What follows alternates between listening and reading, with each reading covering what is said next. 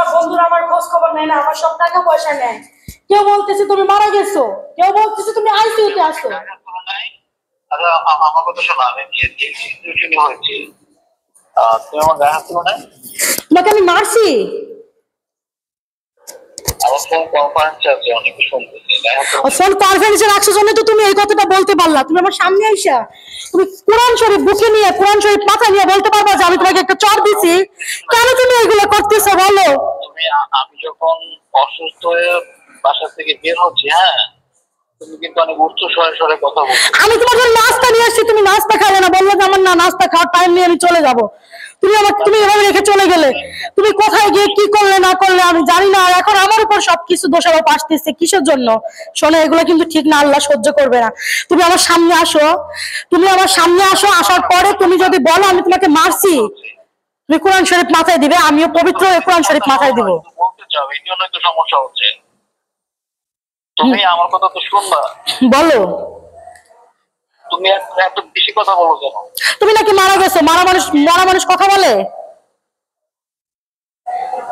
যাই হোক ভাই, আমি যেটা বলি সেটা শোনো। হ্যালো, তুমি আমার কাছে দুঃখ প্রকাশ করছিলে যে একটা মেয়ের জন্য তুমি কষ্ট পাইছো, মেয়েটার বিয়ে হয়ে গেছে, আমি কিছু জানি না। আর তুমি এরকম করলে? কিন্তু লাস্টে আমি যখন বসাচ্ছিলাম, আমি ওইখানে বসাচ্ছিলাম, আইসা আমার সাথে উচ্চতর চিল্লাচিল্লি করছিলাম। মানে আমি একটা অসুস্থ মানুষ, তুমি চিল্লাচিল্লি করতেছো। তোমাকে আমি নাস্তা খাওয়ার জন্য চিল্লাইতেছিলাম যে নাস্তা খাও। তুমি পর্যন্ত বাজে বিয়ে করছো, আমাকে মানসিক টর্চার করছো। আমি ওখানে টাকা দিয়ে থাকতেছিলাম, তুমি মাথা থাকতে চাই নাই।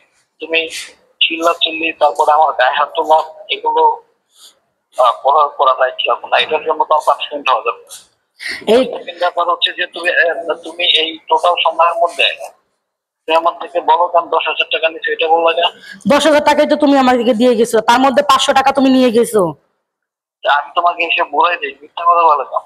কেন মিথ্যে কথা বলবো? প্রথম দিন দিছো 5,000, সকালে যাওয়ার সময় ভোরের দিকে 5,000 দিছো, দেওয়ার পর থেকে তুমি আমার কাছে 500 টাকা চাইছো, আমি তোমাকে দিয়ে দিছি। তো আমি কথা বলি, তারপরে তুমি কথা বলো। বলো। আমি হচ্ছে প্রথম দিন যখন ছিলাম, তখন আমি তোমার কাছে 3,000 টাকা হ্যান্ড ক্যাশ দিছিলাম। না, তুমি আমাকে টাকা দাও নাই। 3,000 টাকা হ্যান্ড ক্যাশ দিছিলাম, আর বলছিলাম 4,000 টাকা আমি ফোনে পাঠাই দিব, 7,000 টাকা। না, তুমি আমাকে টাকা দাও নাই। টাকা দিলে আমি তোমার ফোনটা রাখতাম না, তোমার ফোন রাখছিলাম এই জন্যই। তুমি যদি না বলো তাহলে ওই টাকা আমি চেক করবো, উঠাই নেবো। মানে মিথ্যা বলবো না, মিথ্যা বলবো সেটা। আচ্ছা, তুমি উঠায় হ্যাঁ, তুমি আমার সামনে আসো, আয়সা তুমি বলো যে তুমি আমাকে কয় টাকা দিছো, আমি তোমাকে একটা চর মারছি কিনা, তুমি মাথায় কোরআন শরীফ নিয়ে বলো। তুমি এই যে বলতেছো না কনফিডেন্সে রাখছি, সবাই শুনতেছে, এই জন্য এই মিথ্যে কথাগুলো তুমি বলতেছো। আর যদি আমার সামনে এসে যদি এই কথাগুলো বলা হতো, এভাবে তুমি বলতে পারতা না।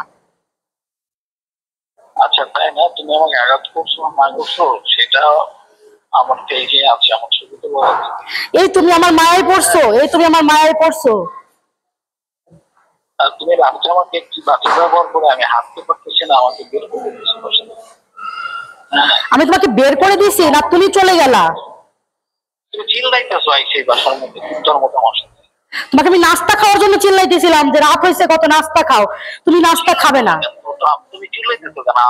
আমাকে তুমি কি করে এই করবা?